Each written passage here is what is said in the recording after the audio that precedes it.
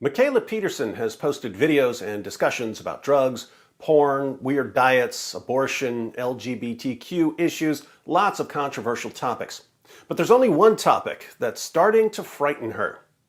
Can you guess what it is? If you guessed Mormonism, congratulations. You're dumb enough to get your own news program on CNN.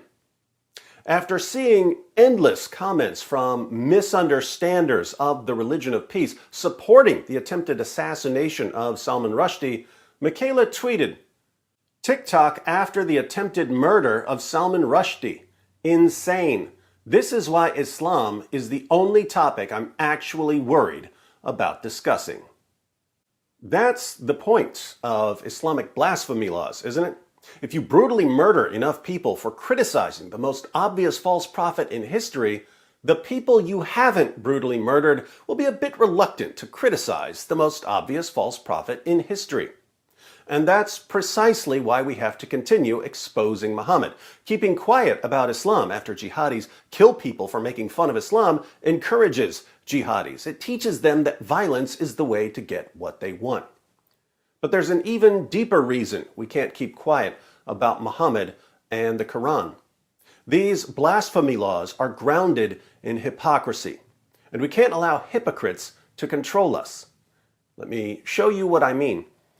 In an effort to justify the attack on Salman Rushdie, various misunderstanders of Islam were posting tweets like this.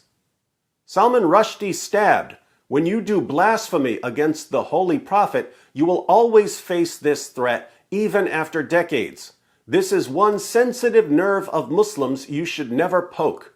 Muslims never insult the religious figures of other religions, especially the prophets." Muslims never insult the religious figures of other religions? Muslims don't insult the Apostle Paul?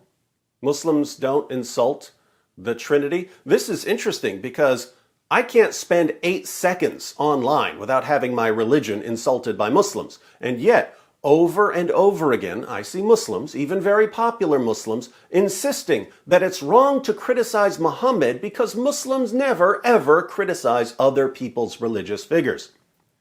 But maybe it's only the misunderstanders of Islam who insult other people's religions. We shouldn't blame the entire religion for what misunderstanders of the religion do, should we?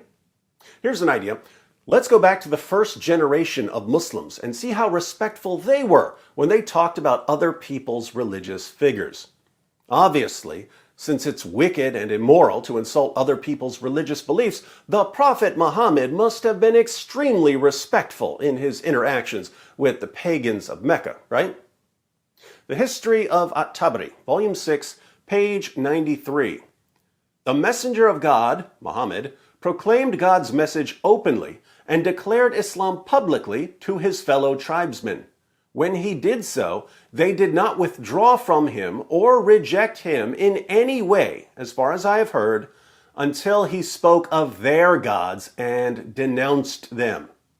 Notice that the pagans of Mecca didn't have any problem with Muhammad preaching Islam until he started denouncing their gods. A little later, in Volume 6, page 101, the polytheists of Mecca complain about Muhammad's religious intolerance. They say, "We have never seen the like of what we have endured from this man.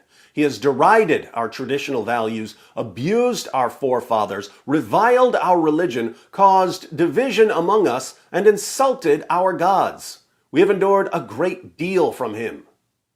Muhammad reviled their religion and insulted their gods.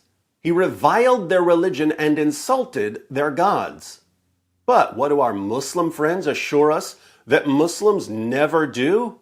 Muslims never insult the religious figures of other religions. We can already make an argument out of this. If Muslims never insult the religious figures of other religions, and Muhammad definitely insulted the religious figures of other religions, what can we conclude?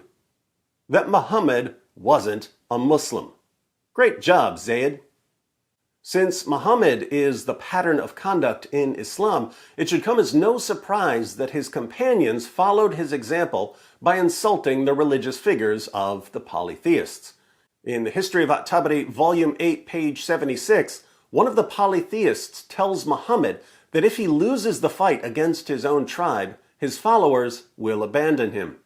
Abu Bakr, the first of the rightly guided caliphs, replies to the polytheist, in the presence of Muhammad, "Go suck the clitoris of Allah." So, Abu Bakr, Muhammad's closest companion, tells a man to go perform oral sex on Allah, his goddess. Does this mean that, let's say, Hindus can tell Muslims to go perform oral sex on Allah and Muhammad? No, because hypocrisy. The Muslims eventually defeated the pagans of Mecca, and that's when Muhammad got to demonstrate how to show respect towards the beliefs of others. There were 360 idols at the Kaaba. Remember, Muslims never insult the religious figures of other groups. Sahih al-Bukhari, 2478. The Prophet entered Mecca, and at that time there were 360 idols around the Kaaba. He started stabbing the idols with a stick he had in his hand and reciting, "Truth, Islam, has come, and falsehood, disbelief, has vanished." Muhammad went around stabbing their idols. He desecrated them. And keep in mind, we're not even going through the passages in the Quran and the Hadith where Allah and Muhammad command their followers to slaughter people for their religious beliefs. We're just responding to the idea that it's wrong and immoral to insult other people's beliefs. If it's wrong and immoral to insult other people's religious figures, then was it wrong and immoral for Muhammad and his companions and 14 centuries of followers to insult other people's religious figures? And this brings us to the real message of Islamic blasphemy laws. The real message isn't, hey, it's wrong to insult other people's religions. The real message is, it's okay for us to insult your religion, but you're going to shut up about our religion or else. That's the message. Do you accept it? Do you accept hypocrisy enforced by threats and intimidation and violence? If so, I'm sure the United Nations would love to hire you to work on their next International Day to Combat Islamophobia. But if you don't accept hypocrisy enforced by threats and intimidation and violence, we've got some work to do. Because the only peaceful way to convince jihadis to stop killing people for making fun of their fake prophet is to make fun of him even more. But maybe you still think that the attack on Salman Rushdie, like the other more than 40,000 Islamic terrorist attacks since 9/11, was just a random instance of violence by a crazy person, and that Islam doesn't have a problem here. After all, don't all religions have their extremists? If that's what you're thinking, be sure to check out What Do You Mean's video, where he shows why we don't see Christians celebrating violence carried out in the name of Jesus.